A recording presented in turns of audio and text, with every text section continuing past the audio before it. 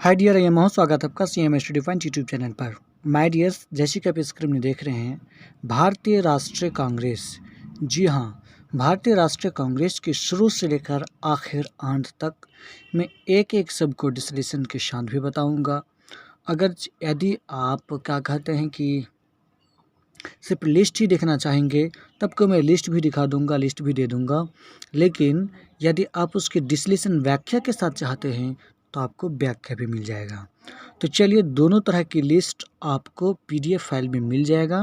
आप PDF file देख लीजिए, नीचे देख लीजिए, ठीक है। लिंक दिया हुआ रहेगा टेलीग्राम चैनल का, उससे आप लिंक ले लीजिए। तो सबसे पहले मैं बात करूं कि भारतीय राष्ट्रीय कांग्रेस कब बना, कैसे बना, क्या हुआ, इनके सारे डिस्कशंस आप एक एक करके देख लीजिए। जो कांग्रेस के संबंध में इससे ज़्यादा कोई बात होता ही नहीं है और हो ही नहीं सकता। तो चलता हूँ, सबसे पहले देखिए, भारतीय राष्ट्रीय कांग्रेस। भारतीय राष्ट्रीय कांग्रेस, इसका संस्थापक कौन थे? अब जानते हैं, A.O. हयूम। क्या जानते हैं आप? A.O. हयूम। A.O. हयूम कहाँ के रहने वाले थे? स्कॉटलैंड के रहने वाले थे और वह एक रिटायर्ड अधिकारी थे। वैसे वह एक पक्षी वैज्ञानिक थे, ठीक है। A फॉर एलन ऑक्टोवियो हयूम, यानी A.O. हयूम। भारत के पहले राष्ट्रीय संघ था। कब? 1884 ईस्वी तक। लेकिन प्रथम अधिवेशन बम्बई में बुलाया गया और यह 1885 था। और इसी समय यह नामकरण आपको जो राष्ट्रीय कांग्रेस के नाम पड़ा, तो यह दादा भाई नेहरू के बातों से हुई, ठीक है। और उस समय लॉर्ड डॉफरिन, उस समय कौन था? वायसराय कौन था? लॉर्ड डॉफरिन था, ठीक है। आगे को चलता हूँ, देखिए, उस समय उसका कांग्रेस का क्या कहते हैं, भारत पर ये कौन था? वायसराय कौन था? तो लॉर्ड डॉफरिन थे। अब देखते हैं कि उस समय लॉर्ड डॉफरिन थे और यह नाम किसके आधार पर रखा गया? तो ये दादा भाई नेहरू जी के सुझाव पर इसका नाम बदलकर भारतीय राष्ट्रीय संघ के वजह पर भारतीय राष्ट्रीय कांग्रेस रखा गया। यानी बोल सकते हैं कि कांग्रेस का नाम कांग्रेस किसके आधार पर दिया गया? तो आपको दादा भाई नेहरू जी। इस समय कितने लोग भाग लिए थे? तो इसमें 72 लोग। यानी प्रथम अधिवेशन में कितने लोग भाग लिए थे? आपको 72 लोग इसमें भाग लिए थे। जबकि इसके अगर इसमें चीन कहे जाए तो आपको कौन है वर्तमान में? आपको वर्तमान में इसका अंतरिम अध्यक्ष सोनिया गांधी है और यह अभी आपको हाथ छाप के इसका निशाने हैं। अब आगे देखते हैं कि क्या है। उसके बाद यह जो पहला अधिवेशन हुआ था, तो कैसे हुआ था? तो इसमें क्या था, आपको पहले अधिवेशन पुणे में आयोजित हुआ था और वहाँ पर होने की बात थी, लेकिन क्या हो गया, वहाँ पर अकाल पड़ गई थी। अकाल के कारण बम्बई में हुआ था और उसका नाम था गोकुल दास तेजपाल संस्कृत विद्यालय में इसका प्रथम अधिवेशन हुआ। उसमें कितने प्रतिनिधि भाग लिए थे? 72 अनुयायी भाग लिए थे गोकुल दास तेजपाल संस्कृत विद्यालय में। जबकि डेट कहाँ पर रखा गया था, स्थान कहाँ पर पहले चिन्हित किया गया था? पुणे में। लेकिन वहाँ पर अकाल पड़ जाने से कई परेशानी आ गई थी, तो स्थान चेंज कर लिया गया था। माय डियर्स, इसको देखते रहेंगे। कांग्रेस के बारे में फुल आज़ादी से लेकर उससे लेकर आज़ादी तक एक एक शब्द आपको बताए जाएंगे। तो देखते हैं, सुरेंद्रनाथ बनर्जी प्रथम अधिवेशन में शामिल नहीं हुए क्योंकि कलकत्ता में इंडियन एसोसिएशन के दूसरे नेशनल कॉन्फ्रेंस की अध्यक्षता कर रहे थे, ठीक है। उस दिन की बात है। उसके बाद और बात देख ली जाए तो यहाँ पर है कि प्रथम अधिवेशन में कुल 9 प्रस्ताव रखे गए सरकार के सामने। हिंदू पत्रिका में 5 दिसंबर 1885 ईस्वी को इसकी स्थापना की घोषणा की गई थी। किस पत्रिका में? हिंदू पत्रिका में 5 दिसंबर 1885 ईस्वी को इसकी स्थापना की घोषणा की गई थी। और प्रथम अधिवेशन किसने प्रस्ताव रखे गए थे? 9 प्रस्ताव रखे गए थे। आगे अगर देखते हैं, अब चलते हैं दूसरा अधिवेशन की ओर। चलिए देखते हैं दूसरा अधिवेशन में क्या है। तो देखते हैं, दूसरा अधिवेशन कहाँ हुआ था? कलकत्ता में हुआ था। कब हुए थे? 1886 ईस्वी में। दूसरा अधिवेशन कब हुआ? कलकत्ता में 1886 ईस्वी में। इसके अध्यक्ष कौन थे? आपको दादा भाई नेहरू जी थे। दूसरे में कौन थे? दादा भाई नौरोजी थे। सुरेंद्रनाथ बनर्जी से मिलकर नेशनल कॉन्फ्रेंस का कांग्रेस में विलय कर दिया गया था और कांग्रेस स्टैंडिंग कमेटी का गठन, यानी कुल प्रतिनिधि 434 व्यक्ति शामिल थे। ठीक है, और इसमें क्या बात आ गई? इसमें आपको कांग्रेस स्टैंडिंग कमेटी का गठन भी हो गया। साथ ही साथ दादा भाई नौरोजी यह एक पारसी समुदाय के थे और ये प्रथम पारसी अध्यक्ष भी हो गए। दादा भाई नौरोजी को क्या बोला जाता है? गैरन ओल्ड मैन कहा जाता है। आगे की ओर देखिए। उसके बाद देखते हैं कि डॉफ्रिन ने कांग्रेस सदस्य को गार्डन पार्टी दी थी। क्या दी थी? डॉफ्रिन ने कांग्रेस सदस्यों को गार्डन पार्टी दी थी। जबकि दादा भाई नौरोजी भारतीय राष्ट्रीय कांग्रेस के 3 बार अध्यक्ष चुने गए थे। कितने अध्यक्ष चुने गए थे? 3 बार अध्यक्ष चुने गए थे। वो कब? 1886 में पहली बार, दूसरी बार 93 में और 1906 में तीसरी बार। दादा भाई नौरोजी कितनी बार? 3 बार। कब? 1886 ईस्वी में, 1893 ईस्वी में, 1906 ईस्वी में। ठीक है, उसके बाद देखते हैं तीसरा अधिवेशन आ जाता है। तीसरा अधिवेशन की बात कर लीजिए। तीसरा अधिवेशन कहाँ हुआ था? तो तीसरा अधिवेशन सबसे पहले 87 में हुआ था और हुआ था मद्रास में। इसके अध्यक्ष कौन थे? बदरुद्दीन तैयब जी। अगर कही जाए तो प्रथम मुस्लिम अध्यक्ष थे। प्रथम कांग्रेस के प्रथम मुस्लिम अध्यक्ष कौन थे? बदरुद्दीन तैयब जी। और ये कब हुए थे? ये तीसरे अधिवेशन में। किस अधिवेशन में अध्यक्षता किए थे? तीसरे अधिवेशन में। कब किए थे? 1887 ईस्वी में। कौन वाले अधिवेशन? मद्रास वाले अधिवेशन। जबकि इसमें कुछ बातें रखी गई, वो बातें इस प्रकार थे। कांग्रेसी बनो का नारा दिया गया। कांग्रेसी बनो का नारा दिया गया। विषय निर्धारण समिति की नींव रखी गई। रानाडे द्वारा नेशनल कॉन्फ्रेंस का आयोजन किया गया। किसके द्वारा? रानाडे द्वारा, महादेव गोविंद रानाडे द्वारा सोशल कॉन्फ्रेंस का आयोजन किया गया। जबकि उसके बाद आर्म्स एक्ट के खिलाफ प्रस्ताव। पहला अधिवेशन तमिल भाषा में भाषण। पहला अधिवेशन तमिल भाषा में भाषण हुआ। और इसी के साथ साथ पहुंच जाते हैं आपको चौथा अधिवेशन। चौथा अधिवेशन की बात कर ली जाए तो इलाहाबाद में हुआ था। और कब हुआ था? 1888 ईस्वी में। कब हुआ था? 1888 ईस्वी में। इसके अध्यक्ष कौन थे? George Yule. कौन अध्यक्ष था? George Yule. अगर आपको बोली जाए कि प्रथम यूरोपीय अध्यक्ष बोलिए या तो फिर अंग्रेज अध्यक्ष बोलिए, तो कौन हुआ? यही हुआ जॉर्ज यूले। कब? 1888 ईस्वी में, चौथे अधिवेशन इलाहाबाद वाले में। ठीक है, आगे चलते हैं। प्रथम बार लाला लाजपत राय अधिवेशन में शामिल हुए, हिंदी में भाषण भी दिए। और ये चौथी बार में शामिल हुए तो कौन? लाला लाजपत राय अधिवेशन में शामिल हुए थे और हिंदी में भाषण भी दिए थे। उसके बाद देखते हैं गवर्नर काल्विन ने इस अधिवेशन का विरोध किया। अधिवेशन हेतु स्थल उपलब्ध नहीं होने पर राजा दरभंगा ने इलाहाबाद में लोधर काउंसिलिंग खरीद कर कांग्रेस को दिया। यानी गवर्नर काल्विन ने इस अधिवेशन का विरोध किया। बिल्कुल, अधिवेशन हेतु स्थल उपलब्ध नहीं होने पर राजा दरभंगा ने इलाहाबाद में लोधर काउंसिलिंग खरीद कर कांग्रेस को दिया गया। उसके बाद आते हैं सर सैयद अहमद खां और बनारस के राजा सितारे हिंद ने इसका विरोध किया। कब? आपको चौथे में सैयद अहमद खां और बनारस के राजा 30 सितारे हिंद ने इसका विरोध किया। यूनाइटेड इंडिया पैट्रियोटिक एसोसिएशन की स्थापना की सैयद अहमद खां ने। और ये वही सैयद अहमद खां जो यूनाइटेड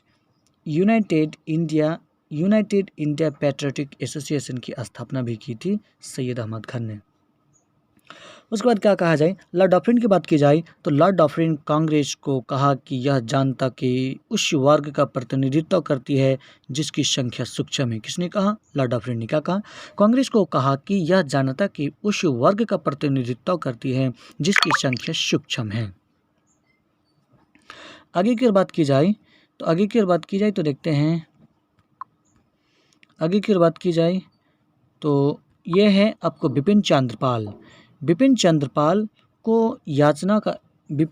कांग्रेस को याचना का संस्थान का। क्या कहा? याचना। क्यों?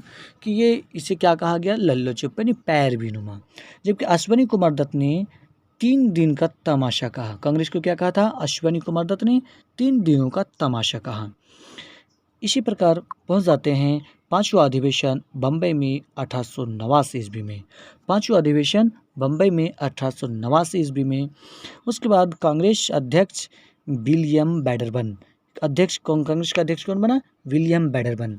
और उसके बाद इसमें क्या हुआ, इसमें 21 वर्षीय मताधिकार पारित किया गया, यानी कि मताधिकार का आयु में कितनी होनी चाहिए? 21 वर्ष होनी चाहिए। उसके बाद क्या गया, कांग्रेस ने लंदन में अपनी एक संस्था ब्रिटिश इंडिया कमेटी का गठन किया। समिति का मुख्य पत्र इंडिया था, कमेटी का मुख्य पत्र इंडिया था। संपादक विलियम डिग्बी थे, और इसके संपादक कौन थे? विलियम डिग्बी थे। कांग्रेस ने लंदन में अपनी एक संस्था ब्रिटिश इंडिया कमेटी का गठन किया। समिति का मुख्य पात्र इंडिया था, ठीक है, और उसके संपादक विलियम डिग्बी थे। आगे की ओर चलते हुए अब आ जाते हैं कांग्रेस का छठा अधिवेशन। कांग्रेस का छठा अधिवेशन कहाँ हुआ था? कलकत्ता में हुआ था। छठा अधिवेशन कब हुआ था? 90 में हुआ था, ठीक है।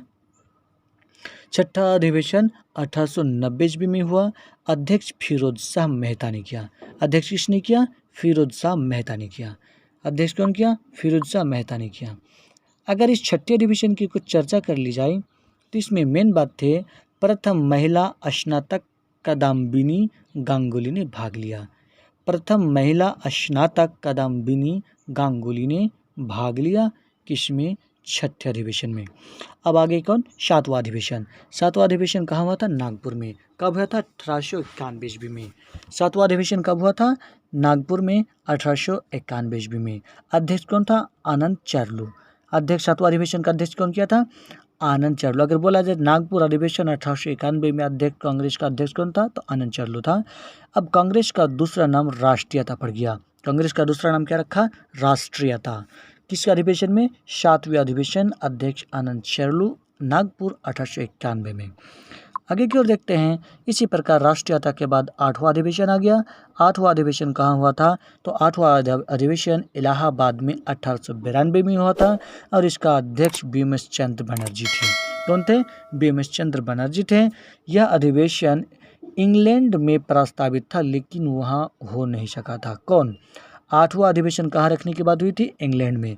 तब जब नहीं हो पाया तो कहाँ किया गया था? इलाहाबाद में। आठवां अधिवेशन कब हुआ था?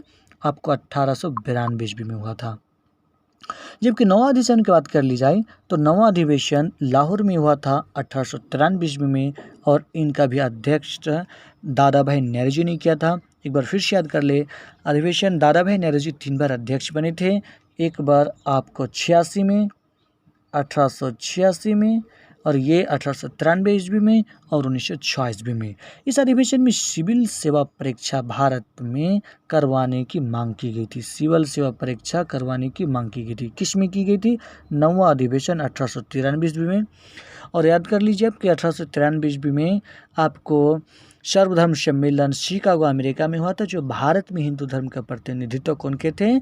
आपको स्वामी विवेकानंद किए थे, जिसमें ही आपको विश्व स्तर पर हिंदू धर्म को मान्यता और प्राचीन और कई ख्याति प्राप्त हुई थी। नंबर नेक्स्ट आते हैं। नंबर नेक्स्ट पे पहुंचते हैं 10वां अधिवेशन।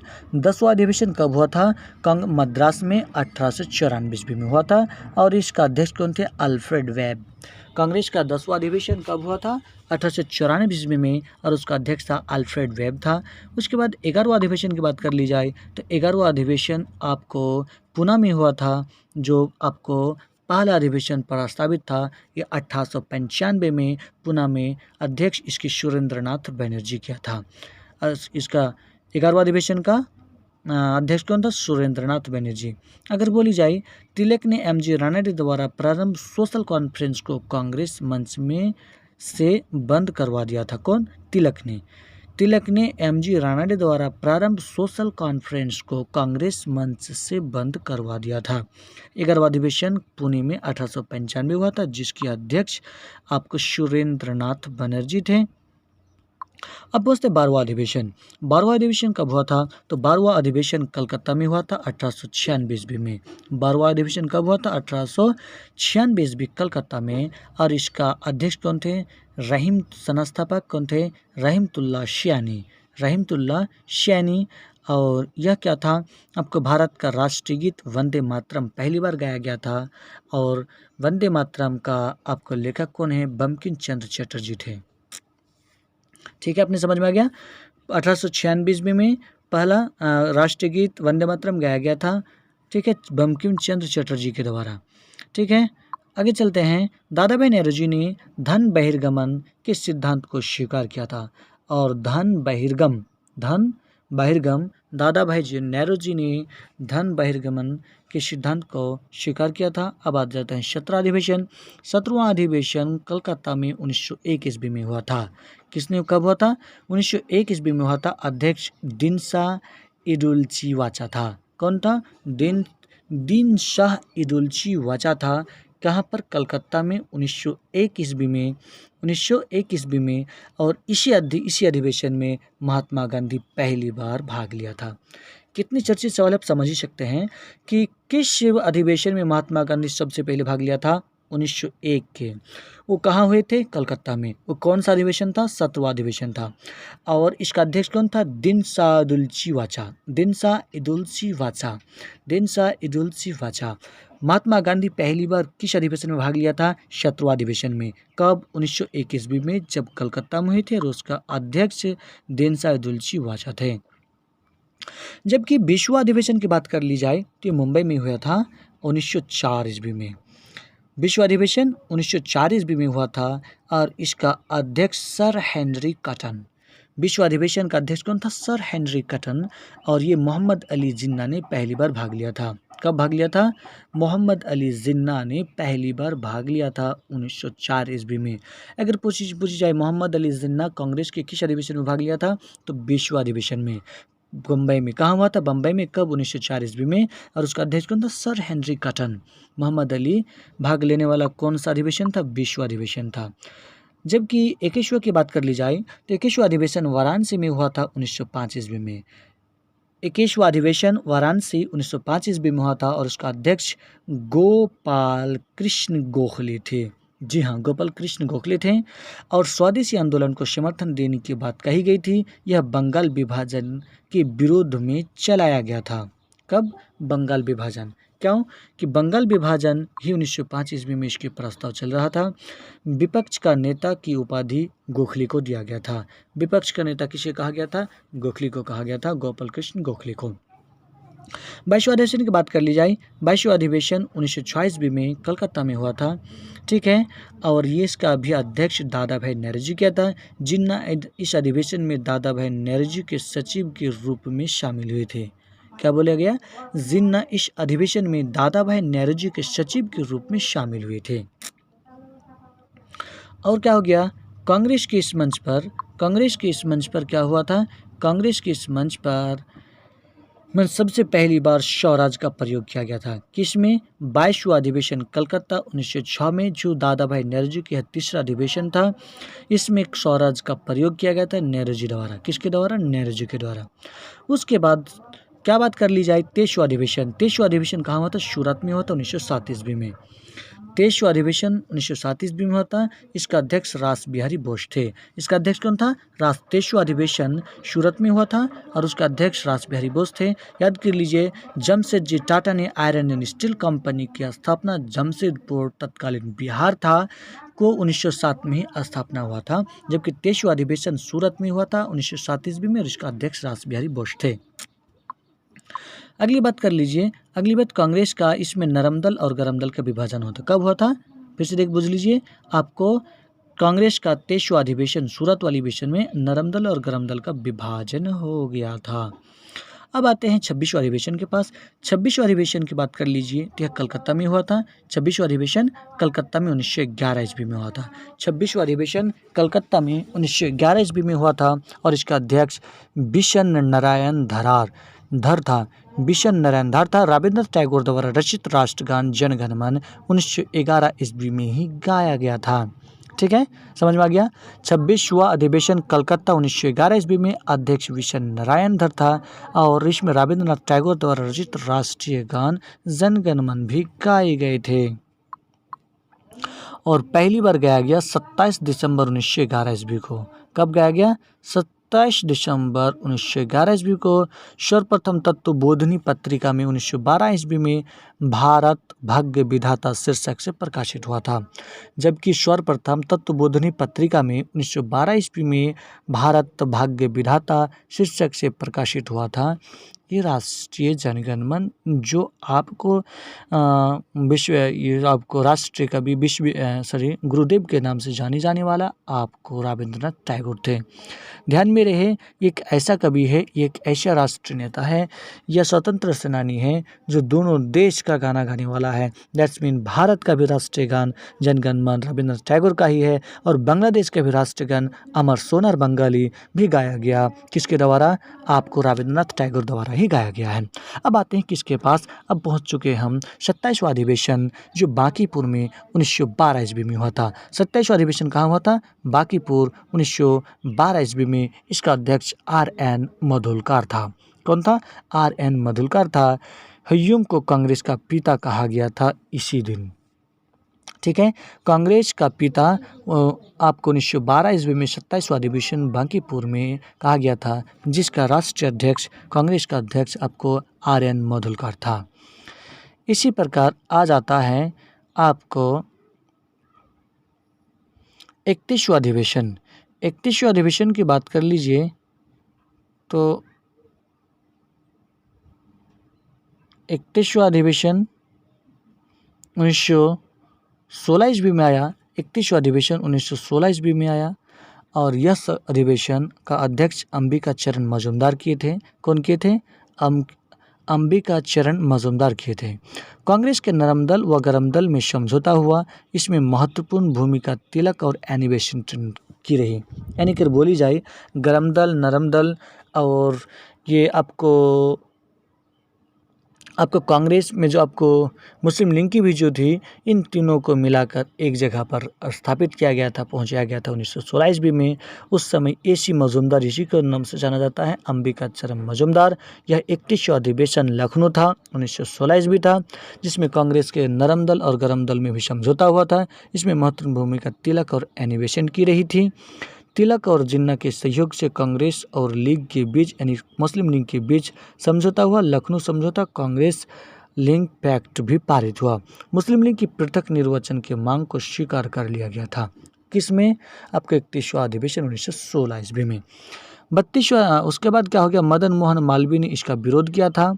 ठीक है, और स्वराज मेरा जन्मसिद्ध अधिकार है और मैं इसे लेकर रहूँगा, बाल गंगाधर तिलक ने इस अधिवेशन में ही कहा था। 31वां अधिवेशन 1916 ईस्वी में बाल गंगाधर तिलक ने कहा था, स्वराज मेरा जन्मसिद्ध अधिकार है और मैं इसे लेकर रहूँगा। यदि पूछी जाए तो बाल गंगाधर तिलक द्वारा तो हम जानते ही होंगे, लेकिन ये नहीं जानते कि 31वां अधिवेशन 1916 ईस्वी में कहा गया था। अगला आते हैं 32वां अधिवेशन के पास। 32वां अधिवेशन आपको कलकत्ता में 1917 ईस्वी में हुआ था। कलकत्ता में 1917 ईस्वी में हुआ था, जबकि आपको पता होना चाहिए कि आपको प्रथम विश्व युद्ध 1914 ईस्वी से आपको 18 तक चला था। देखिए 32वां अधिवेशन कलकत्ता 1917 ईस्वी में हुआ था। इसके अध्यक्ष एनी बेसेंट हुई थी। अगर कही जाए प्रथम विदेशी महिला या प्रथम महिला अध्यक्ष या और विदेशी भी महिला, ये भी हो गई। 32वां अधिवेशन कलकत्ता 1917 ईस्वी में हुआ। कांग्रेस का प्रथम अध्यक्ष एनी बेसेंट है। विदेशी महिला तो भी है, प्रथम महिला तो भी है और यह विदेशी महिला थे, है ना। उसके बाद यह सर्वप्रथम तिरंगे झंडे को भी कांग्रेस ने अपनाया था। तिरंगा झंडा को कब अपनाया था? 32वां अधिवेशन 1917 ईस्वी में, जिसकी अध्यक्षता एनी बेसेंट की थी और वह एक विदेशी महिला थी। आगे की ओर बात कर लीजिए तो अब पहुंचते हैं 32 के बाद कौन? 33वां अधिवेशन। 33वां अधिवेशन दिल्ली में हुआ था। 33वां अधिवेशन कहाँ हुआ था? दिल्ली में 1918 ईस्वी में हुआ था। इसका अध्यक्ष मदन मोहन मालवीय थे। 33वां अधिवेशन का अध्यक्ष मदन मोहन मालवीय था। हिंदी भाषा के प्रयोग पर जोर दिया था और कांग्रेस का दूसरा विभाजन हो गया था। किसमें? 33वां अधिवेशन 1918 ईस्वी में कांग्रेस का कितनी विभाजन? दूसरा विभाजन। ठीक है, इस अधिवेशन को अध्यक्ष बाल गंगाधर तिलक को चुना गया था, लेकिन वैलेंटाइन सीरॉल से संबंधित मुकदमे के सिलसिले में वे ब्रिटेन चले गए थे। यही कारण से उन्होंने इसका काम नहीं किया था। वैलेंटाइन सीरल ने तिलक को भारतीय असंति का जनक कहा था। भारतीय असंति का जनक किसको कहते हैं? वैलेंटाइन सीरल ने तिलक को भारतीय असंति का जनक कहा था। यानी असंति फैलाने वाला कौन है? आपको तिलक है। मैक्स मुलर ने तिलक को सजा सुनाए जाने के पश्चात 17 फरवरी किसने? मैक्स मुलर ने तिलक को सजा सुनाए जाने के पश्चात 17 फरवरी 1898 ईस्वी को प्रीवी काउंसिल के सदस्य जन सर्जन लुबाक से एक पत्र में दया की वकालत करते हुए कहा, संस्कृति के एक विद्वान के रूप में तिलक मेरी दिलचस्पी है। संस्कृति के एक विद्वान के रूप में तिलक मेरी दिलचस्पी है। किसने कहा था? मैक्स मुलर ने कहा था। नंबर नेक्स्ट, केसरी में प्रकाशित लेखों के आधार पर तिलक पर राजद्रोह का मुकदमा चलाकर 1908 में 6 वर्ष के कारावास की सजा सुनाई गई थी। 1908 में 6 वर्ष की कारावास की सजा सुनाई गई थी। यही मांडले जेल वर्मा में भी इन्होंने गीता रहस्य नामक पुस्तक भी लिखी थी।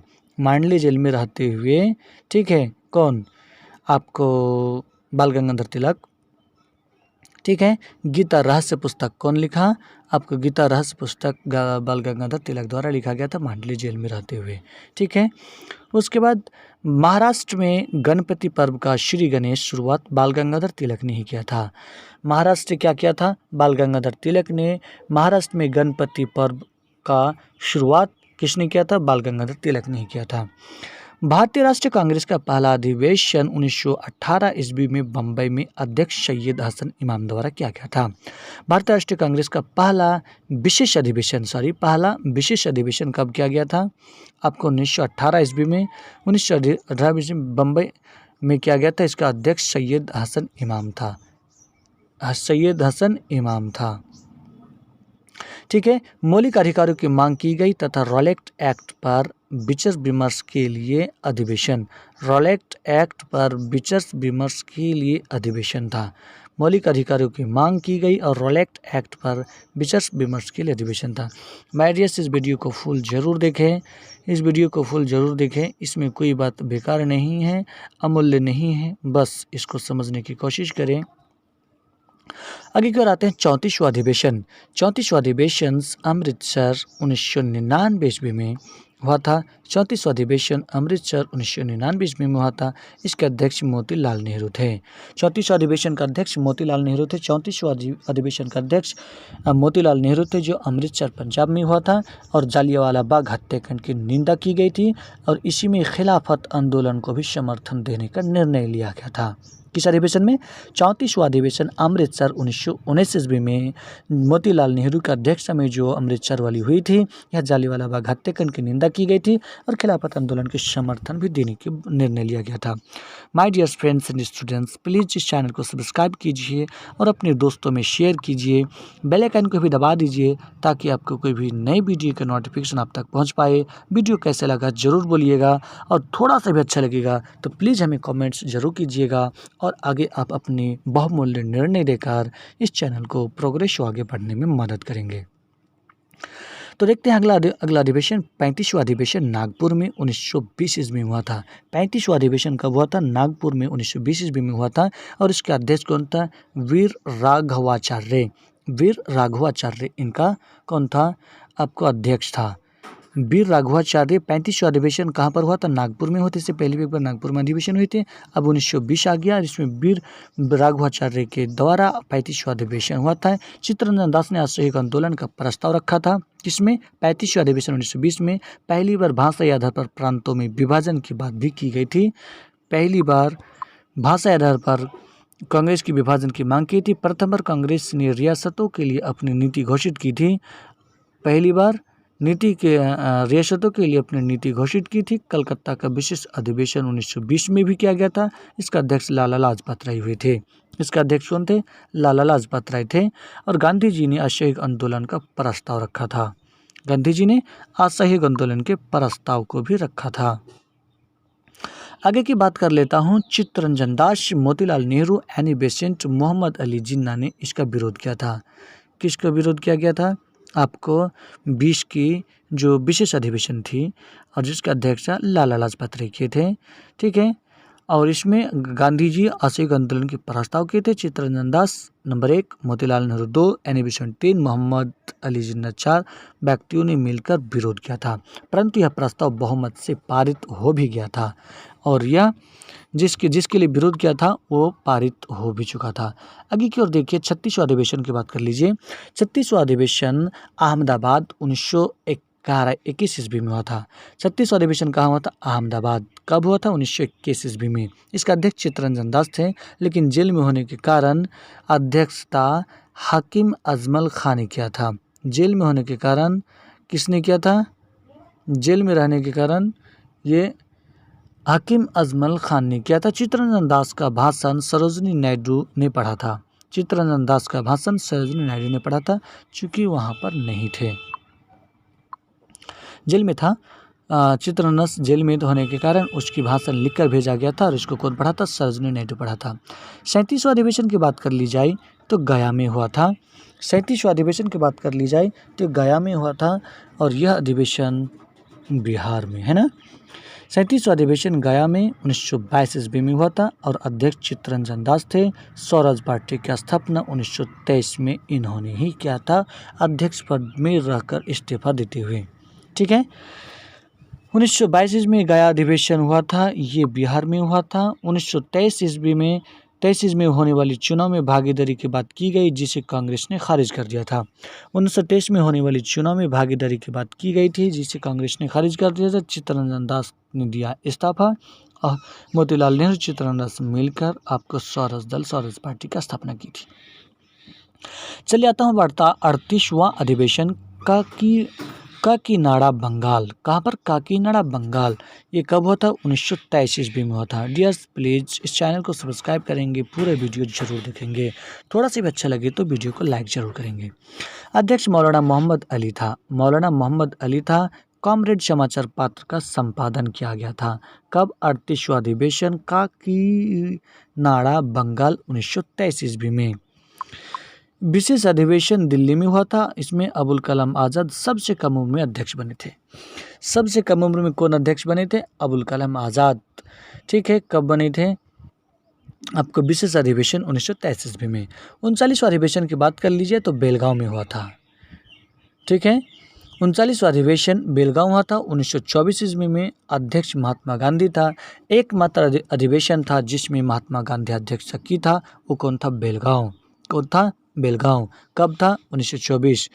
महात्मा गांधी किस अधिवेशन में अध्यक्षता किया था? बेलगांव अधिवेशन। कब? 1924। कौन सा अधिवेशन हुआ था? 39वां अधिवेशन था। ठीक है, और इसमें कांग्रेस मुस्लिम लीग अलग हो गए थे इसी समय। ठीक है, कांग्रेस मुस्लिम लीग पुनः अलग हो गए। क्यों? कब अलग हुए? ये 1916 में जो एन ए बेसेंट और बाल गंगाधर तिलक के सहयोग से जो इसको दोनों जो एक साथ लाया गया था, गरम दल नरम दल, पुनः फिर से 1924 बेलगांव में अलग हो गया। गांधीदास पैक्ट की स्वीकृति भी हुई थी। गांधीदास पैक्ट की स्वीकृति भी हुई थी। चलता हूँ आगे की ओर। बड़ी इंपॉर्टेंट चीज़ है, आप समझ ही सकते हैं। आप अगर किसी भी क्वालिटी के स्टूडेंट हैं, किसी भी एग्ज़ाम के लिए हैं, तो इससे बाहर नहीं है, सब कुछ मूल यही है। 40वां अधिवेशन कानपुर 1925 ईस्वी में हुआ। अध्यक्ष सरोजिनी नायडू किया था। प्रथम भारतीय महिला अध्यक्ष।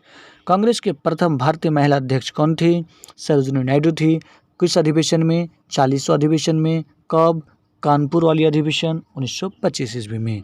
ये हिंदी का राष्ट्रभाषा के रूप में प्रयोग किया था। हिंदी का राष्ट्रभाषा के रूप में प्रयोग किया था। कौन? सरोजिनी नायडू। किस अधिवेशन में? 40वां अधिवेशन में। कब? कहाँ? कानपुर 1925। अध्यक्ष सरोजिनी नायडू। सरोजिनी नायडू ने प्रथम बार लखनऊ अधिवेशन 1916 में भाग ली थी, जबकि 1925 में पहली बार अध्यक्ष बनी। आगे की ओर देखते हैं हम 41वां अधिवेशन। 41वां अधिवेशन गुवाहाटी 1926 ईस्वी में हुआ था। कहाँ हुआ था? गुवाहाटी, जो असम में पाए जाते हैं। 1926 में हुआ था। इसका अध्यक्ष एम श्रीनिवास अयंगार। कब? आपको 1926 में 41वां अधिवेशन। कांग्रेस नेता को खादी पहनना अनिवार्य कर दिया गया था। किस अधिवेशन में? 41वां अधिवेशन में। कब? गुवाहाटी। कौन ईस्वी? 1926 ईस्वी में।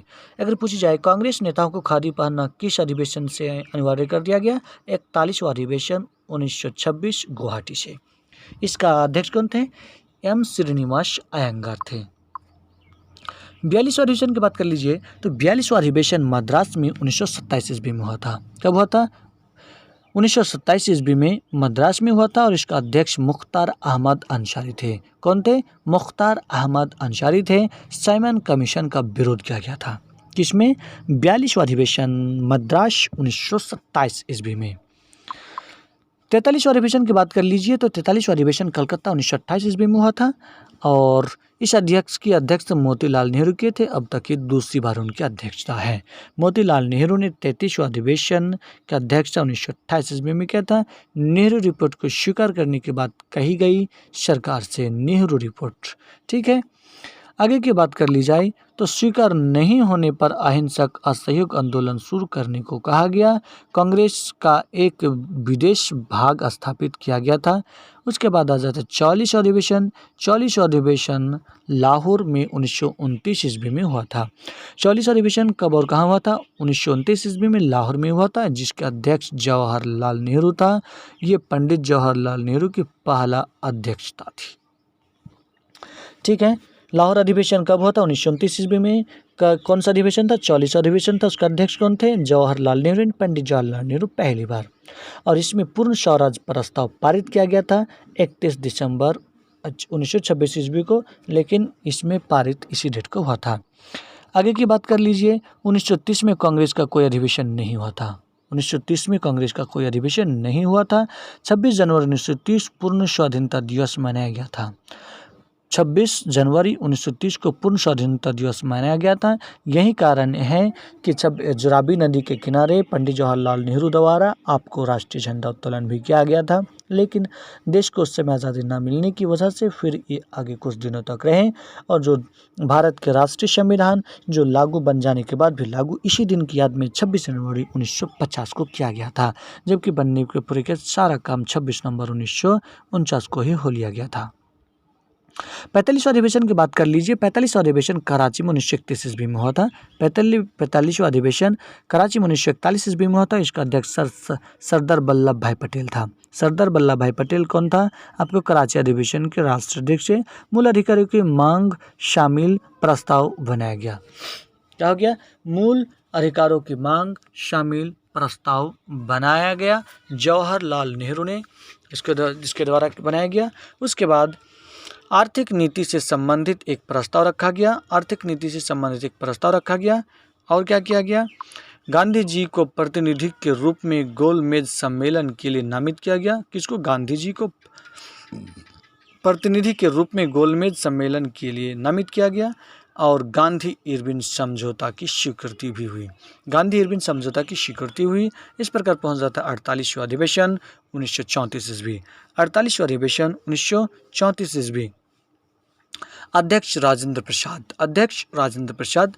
कांग्रेस समाजवादी पार्टी की स्थापना हुई। कांग्रेस समाजवादी पार्टी की स्थापना हुई। अखिल भारतीय खादी ग्राम उद्योग की स्थापना भी महात्मा गांधी द्वारा किया गया। इसके मंत्री कौन थे? श्री कृष्णदास थे। अखिल भारतीय चरखा संघ की स्थापना और अध्यक्ष महात्मा गांधी भी थे। अखिल भारतीय चरखा संघ की स्थापना व अध्यक्ष महात्मा गांधी ही थे। मंत्री इसके जवाहरलाल नेहरू थे। यह अधिवेशन कांग्रेस के स्वर्ण जयंती के रूप में मनाया गया था। किसको मनाया गया था? कि आपको कांग्रेस का यह अधिवेशन स्वर्ण जयंती के रूप में मनाया गया था। कांग्रेस सोशलिस्ट पार्टी का गठन 1934 ईस्वी में जयप्रकाश नारायण और आचार्य नरेंद्र देव द्वारा किया गया था। अगर पूछी जाए कांग्रेस सोशलिस्ट पार्टी की स्थापना कब हुआ? 1934 ईस्वी में। किसने किया? आपको नारायण, आचार्य नरेंद्र देव, नारायण और जयप्रकाश नारायण और आचार्य नरेंद्र देव द्वारा। यह घटना 1935 में कांग्रेस का कोई अधिवेशन नहीं हुआ था, जबकि 1935 में कांग्रेस का कोई अधिवेशन नहीं हुआ था। उसके बाद बात कर ली जाए तो उसके बाद बात कर लीजिए, अब आते हैं 49वां अधिवेशन। 49वां अधिवेशन लखनऊ में 1936 ईस्वी में हुआ था। 49वां अधिवेशन लखनऊ में 1949 ईस्वी में हुआ था और यह अधिवेशन लखनऊ में, और इसकी अध्यक्षता जवाहरलाल नेहरू ने किया था, यानी कि ये दूसरी बार कांग्रेस के अध्यक्ष बन गए थे। कांग्रेस पार्लियामेंट बोर्ड की भी स्थापना की गई थी। कांग्रेस का लक्ष्य समाजवाद निर्धारित किया गया। कांग्रेस का लक्ष्य समाजवाद निर्धारित किया गया। ठीक है, आगे की ओर चलते हुए अब हम पहुंचते हैं 50वां अधिवेशन। बिल्कुल अर्धशतक लगा दिया कांग्रेस का अधिवेशन। 50वां अधिवेशन फैजपुर बंगाल में हुआ था 1937 ईस्वी में, और उसका अध्यक्ष जवाहरलाल नेहरू किया था। अध्यक्ष जवाहरलाल नेहरू ने किया था, यानी कि इसकी तीसरी अधिवेशन की अध्यक्षता हो गई। पहली बार कांग्रेस का अधिवेशन एक गाँव में हुआ। और अगर बोला जाए एक गांव में कब हुआ था, फैजपुर में हुआ था। फैजपुर गांव बंगाल में 1937 ईस्वी में 50वां अधिवेशन, जिसका अध्यक्षता जवाहरलाल नेहरू के थे। और इसमें एक 13 सूत्रीय अस्थायी कृषि कार्यक्रम भी घोषित हुआ था। आगे की ओर बात कर लेता हूं तो 51वां अधिवेशन, ये हरिपुरा गुजरात 1938 ईस्वी में हुआ था, जिसके अध्यक्ष सुभाष चंद्र बोस हुए थे। यानी कि सुभाष चंद्र बोस प्रथम बार कांग्रेस के अध्यक्ष हुए। कब सुभाष चंद्र बोस कांग्रेस के कब अध्यक्ष हुए? आपको 1938 ईस्वी में राष्ट्रीय नीति नियोजन समिति का गठन किया गया। अध्यक्ष इसके जवाहरलाल नेहरू को घोषित किया गया। रोमन लिपि लागू करने की वकालत की गई आपको सुभाष चंद्र बोस के द्वारा। किसके द्वारा? रोमन लिपि। भारत की स्वतंत्रता में राजवाड़ों को भी शामिल किया गया। भारत की स्वतंत्रता में राजवाड़ों को भी शामिल किया गया। किसको शामिल किया गया? राजवाड़ी को भी शामिल किया गया। इस प्रकार आ जाता है 52वां अधिवेशन। 52वां अधिवेशन की बात कर लीजिए तो त्रिपुरी मध्य प्रदेश में हुआ।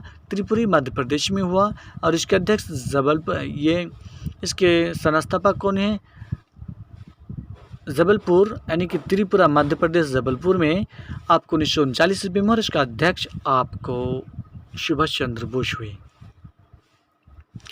आगे की ओर बढ़ते हुए देखते गांधी जी ने प्रतिनिधि पट्टाभी सीतारामैया को हटाया। गांधी जी से विवाद होने पर इस्तीफा देकर फॉरवर्ड ब्लॉक की स्थापना किसने किया? सुभाष चंद्र बोस ने किया था। 1939 ईस्वी में अध्यक्ष सुभाष चंद्र बोस थे। गांधी जी के प्रतिनिधि पट्टाभी सीतारामैया को हटाया और गांधी जी से विवाद होने पर इस्तीफा देकर फॉरवर्ड ब्लॉक की स्थापना किया सुभाष चंद्र बोस के द्वारा, और इसके बाद में अध्यक्ष राजेंद्र प्रसाद को की गई। ठीक है, आगे की ओर चलते हैं। आगे की ओर आते हैं 54वां अधिवेशन। बात कर लीजिए, मेरठ में हुआ था 1946 ईस्वी में।